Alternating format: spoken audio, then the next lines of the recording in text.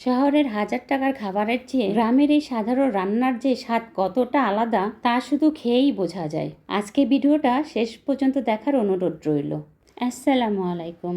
আজগো আবার আপনাকে লইয়াইছি আমার এই ছোট্ট মাটির হেসেলে। বেশি কিছু না, ঘরের মানুষগুলোর জন্য মন দিয়ে কয়টা সাধারণ রান্না করতে আসি।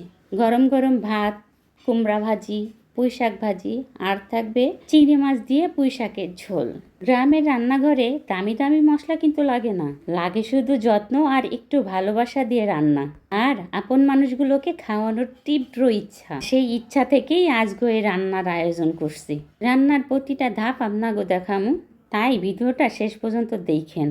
হয়তো এই সাধারণ রান্নাগুলোই আপনাকেও ছোটোবেলার স্মৃতি মনে করাই দেব। ভিডিওটা যদি ভালো লাগে একটা লাইক দিয়েন, শেয়ার করেন, আর মাটির হেসেলের পেজটা ফলো দিয়ে সাথেই থাকেন। আল্লাহ আপনাকেও সকলকে ভালো রাখুক। তো প্রথম তো দেখতেই পাইলেন আমি এখানে ছোট একটা হাঁড়িতে একটু ভাতের চাল ধুয়ে বসিয়ে দিয়েছি, আর অন্য একটা চুলায় ভাজি রান্নার লেগে যেগুলো লাগে সেগুলো একে একে ধাপে ধাপে দিয়ে দিতে আসি।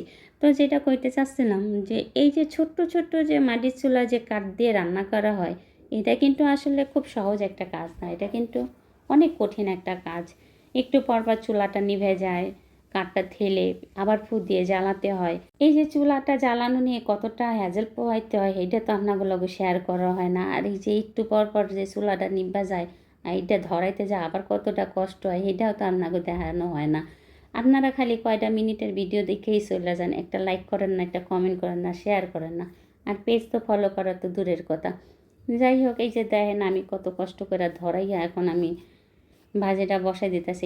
কুমড়াটা কিন্তু অনেক মিষ্টি ছিল। আর আজকে আমি যে রান্নাটা করতে আসি এগুলো কিন্তু আমার 3 বছর ছেলের জন্য রান্নাটা করতে আসি, ওর জন্য রাঁধতেছি, এর জন্য ঝাল কম দিয়ে রান্না করতেছি। ও কিন্তু ঝাল খেতে পারে না, তাই আমি ওর জন্য এই রান্না বাড়াগুলো করতে আসি।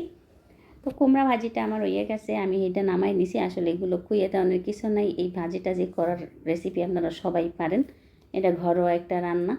এখন আমি পুঁই শাক ভাজিটা বসাই দিতেছি। ভাতটা কিন্তু হইতে আমার বেশ সময় লাগতেছে। এই ভাতটা চুলাটা যেহেতু একটু বেশি ছোট, এই জন্য জালটা একটু কম জ্বলে, এই জন্য সময় নিতেছে। আর এই ভাত হওয়ার আগেই আমার সব পদ রান্না হয়ে যেতেছে। দেখেন কুমড়া ভাজিটা তো হয়েই গেল, এখন শাক ভাজিটা বসাই দিছি। যেহেতু পুঁই শাক ভাজি আর এর লগে কিছু ডাঁটা আমি কুচাই দিছি, এর লেগে আমি একটু পানি দিয়ে দিছি যাতে ডাঁটাগুলো সেদ্ধ হয়ে যায়। অন্যদিকে দেখেন আমি ভাতটাও খুব সুন্দর করে নাইড়ে দিতেছি। আর এই খাবারটা আমি আমার ছেলের জন্যই রান্না করতেছি। ওর খাবারগুলো সবসময় আমি আলাদা রান্না করি, যেহেতু আমরা একটু ঝাল বেশি খাই, আমার ছেলে কিন্তু ঝাল খাইতে পারে না। এর জন্যে আমি ওর রান্নাগুলো অধিকাংশ সময় আলাদা করার চেষ্টা করি। আর যেদিন আলাদা করতে মন না চায় সেদিন আমি আমাগুলোকেই করি, কিন্তু আমাকে তরকারিতে ঝালটা সেদিন কমাই দিই। এই যে দেখেন কথা কইতে কইতে আমার পুঁই শাক ভাজিটাও কিন্তু হয়ে গেছে। এখন ছোট্ট ছোট চিংড়ি মাছ দিয়া পেঁয়াজের লগে ভাজি নিতে আসি। আমি হচ্ছে পুঁই শাক গামাখা ঝোল করে রান্না করবো। আর এই রান্নাটা শিখছি আমি আমার ছোটো ননসের কাছ থেকে। আগে আমি সব সময় পুঁই শাক ঝোল রান্না করতাম, আর নয়তো ভাজি করতাম, এভাবে রান্না করে কখনো খাওয়া হয় নাই। কিন্তু মাঝখানে আমার ননস একবার আমার বাসায় এসে উনি রান্না করছিল শুটকি মাছ দিয়া, লইটা শুটকি দেওয়া, ওইটা খাইতে কিন্তু অনেক মজা লাগছিল। এরপরের থেকে আমি এটা রান্না করি, কিন্তু আমি শুটকি দেই না, আমি চিংড়ি মাছ দিয়ে রান্না করি, যেহেতু আমার ছেলে শুটকি খায় না আর মেয়ে তো খাইই না, যার জন্য আমি সবসময় চিংড়ি মাছ দিয়েই করি, যেহেতু ওরা খায় এর জন্য। তো আজকেও সেই ব্যতিক্রম কিছু হয় নাই, আমি সেই চিংড়ি মাছ দিয়েই পুঁই শাকটা রাঁধতে আসি। আর দেখেন পুঁই শাকের জন্য চিংড়ি মাছটা ভাইজা লইয়া এখন আমি মশলা টশলা দিয়ে খুব সুন্দর করে কষাইতে দিয়ে দিছি। এদিকে আমার ভাতটা হয়ে গেছে, আর ভাতটা আমি ঠিকা দিয়ে নিবো। দেখেন আর এই ঠিকাটার দৃশ্যটা না আমার কাছে যে ভালো লাগছে। আর ওই যে দেখেন আমার গোয়াল ঘরে গরু ছাগল সব বান্ধা রয়েছে, আর খোয়ারে মুরগি আটকানো রয়েছে, দেখছেন দেখতে সুন্দর লাগতেছে না? সেই রকম সুন্দর লাগতেছে। যাই হোক, ওদিকে আমি ভাতটা ঠিকা দিয়ে দিছি। এইদিকে আমার মশলা কষানো হয়ে গেছে, এখন আমি পুঁই শাকগুলো দিয়ে দেবো। এখানে যেহেতু যে মাঝারি সাইজের চুলা, যাই হোক আমি যে পরিমাণে পুঁই শাকটা দিয়েছি দেখতে মনে হয় বেশি লাগতেছে, কিন্তু না, এটা কিন্তু কইমা গেলে মানে ঢেকে দিলে কইমা যাবো। দেখছেন কইমা গেছে ভালো করে কষাই নিছি। এখন কষাই আমি ঝোলের জন্য পানি দিয়ে দিছি, আর এটা আমি পানি দিয়ে এখন ঢেকে দিয়ে বাস রান্না করে নিলেই আমার শেষ হয়ে যাবো রান্না।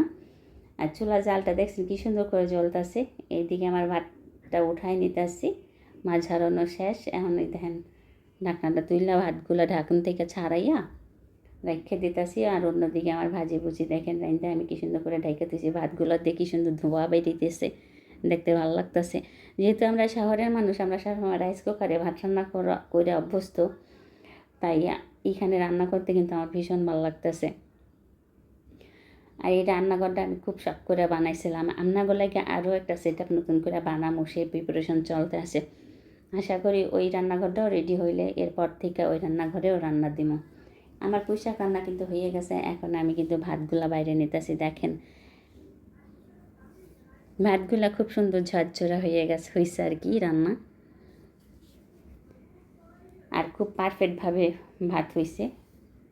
এই যে আমি সব তরকারি পাতিগুলো বাইরে নিছি। এই যে কুমড়া ভাজি, এখানে আছে পুঁই শাক ভাজি, আর এখানে আছে চিংড়ি মাছ দিয়ে পুঁই শাক, আর এখানে আছে ভাত, গরম গরম ভাত। তো সবার যদি আমার ভিডিওটা ভালো লেগে থাকে তাহলে একটা লাইক দিয়ে পাশে থাকেন। আসসালামু আলাইকুম।